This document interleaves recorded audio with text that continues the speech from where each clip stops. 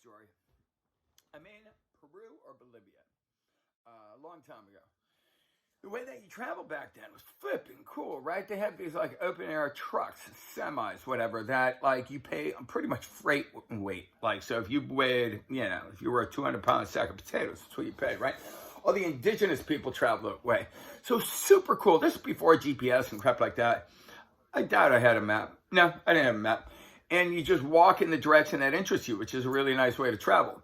Because I had never been there. Everything interests me, right?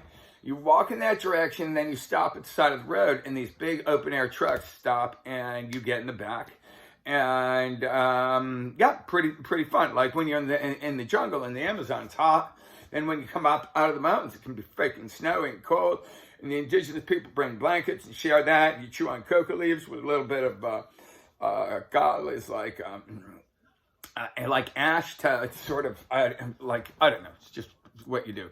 So anyway. I'm just thinking, I just want to go. I used to do this traveling quite a bit before, like there was guidebooks and whatever. And just kind of like go explore, see what you can find, right? So I'm on this freaking sketch road. Oh my God, that was insane. We're going along a river and it's barely wide enough. No, the roads in the Himalayas in India are not just stupid, but barely wide enough for the truck to fit on, right? And like literally there's times they kind of chisel out the side of a cliff. Water down below. The Himalayas are higher. It was sketchier, but this is intense, right? And the flipping like dual wheels, like freaking wheels be hanging over the side. And I remember one point thinking, because it falls straight down, and you see vehicles down there and they're dead and stuff. But I remember thinking, I'm a freaking righteous guy. I'll take care of people, right? And at one point, the freaking truck lurched a little bit, and a little farmer dude standing next to me. And I mean, you're freaking packed in sometimes, right?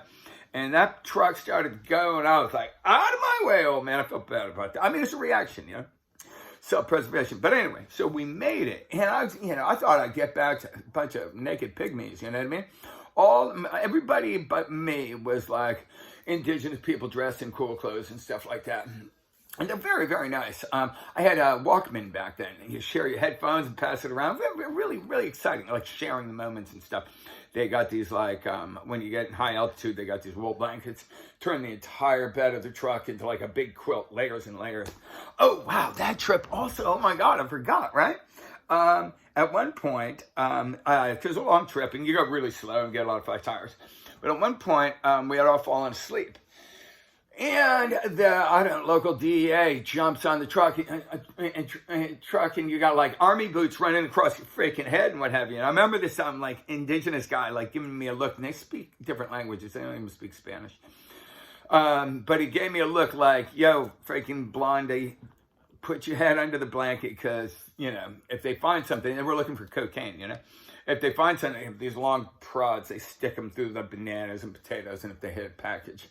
But it was kind of cool. The guy was really cool, like wrinkly old, like really cool looking, almost Asiatic facial features. And he was just like, they can cover your head, right? So they didn't find anything. We carried on. But this was after I got to the little village that I thought was going to be like, like Wild Kingdom, right? So I roll into town. And it's a long freaking journey. You're dirty and you finally get there, right? And I get there and it's like I don't know, it's like SUVs and like fancy. The roads are real nice. It's bizarro world, man. It's flipping like, where are we, right?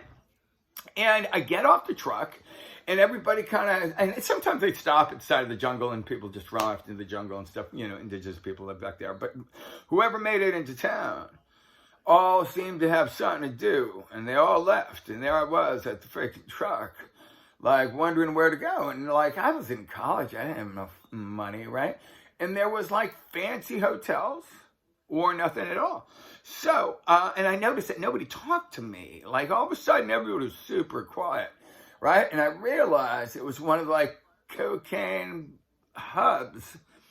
And people were looking at me like, you're either DEA or a DEAD. You do not belong here, right? And I was really flipping nervous. So I found the truck driver, asked him where he stayed. And there was a place that was like, cheap, appropriate for me. And then I found, this was back when you had cassettes. I had a cassette of the English Beat. or General Public, can't remember. But I popped that in, bought a couple people 40-ounce beers, and all of a sudden, you know, that sort of comic relief when people are like, shit, man, I don't know if you're going to end up, like, dead or going to cause us trouble and stuff. Once everybody figured out I was just an idiot from college without an idea what I was doing, everybody had a good time. In fact, the only time that I almost got a tattoo, I don't have any tattoos. Not that I have a strong, judgment about it. I just don't have the mental capacity to think that at any given time I have an idea what I want to see for the rest of my life. But in this particular case, I'm quite excited about being alive. And there was a traveling tattoo artist who had like two like pieces he could do. One was like a smiley face, and I think the other was a triangle. So I thought, well, maybe, not a good idea, right? But anyway, I thought that would have been, if I was going to get a tattoo, it might have been an appropriate time. But you had to stand in line and use the same needle crap like this, so I didn't do it. But that was that was an interesting journey. It was really quite exciting traveling back then. No flipping idea where you're going. And that was really, straight up like silence. Like the town was like, nobody's talking to me. Everybody looked and everybody got quiet. It happened one time in the Appalachians too. That's here in the States. But anyway, fun story.